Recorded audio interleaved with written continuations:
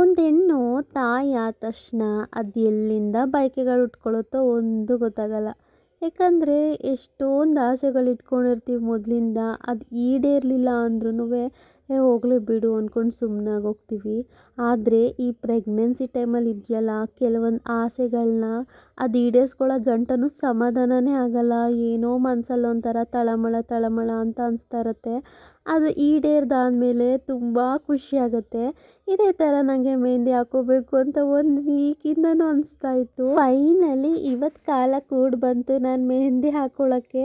ನಾನೇ ಸ್ವಲ್ಪ ಮೆಹಂದಿ ಡಿಸೈನ್ಸ್ ಹಾಕ್ಕೊಳ್ಳೋದ್ರಿಂದ ನಾನೇ ಹಾಕ್ಕೊತೀನಿ ಒಂದು ಕೈಗೆ, ಆದರೆ ಇನ್ನೊಂದು ಕೈಗೆ ಹಾಕ್ಕೊಳ್ಳೋಕ್ಕಾಗಲ್ಲ. ಅದ್ರ ಬದಲು ನನ್ನ ಹಸ್ಬೆಂಡ್ಗೆ, ನನ್ನ ಮಗುಂಗೆ ಎಲ್ಲ ಹಾಕಿ ನನ್ನ ಆಸೆ ಈಡೇರಿಸ್ಕೊತಿದ್ದೆ. ಇದೇ ಥರ ಇನ್ನೂ ತುಂಬ ತುಂಬ ಬಯಕೆಗಳಿದೆ. ಅದನ್ನೆಲ್ಲ ನೆಕ್ಸ್ಟ್ ವ್ಲಾಗಲ್ಲಿ ಹೇಳ್ತೀನಿ. ಈಗ ಫೈನಲ್ ಮೆಹಂದಿ ಡಿಸೈನ್ ಇದಾಗಿದೆ. ಹೇಗಿದೆ ಅಂತ ಕಮೆಂಟಲ್ಲಿ ತಿಳಿಸಿ.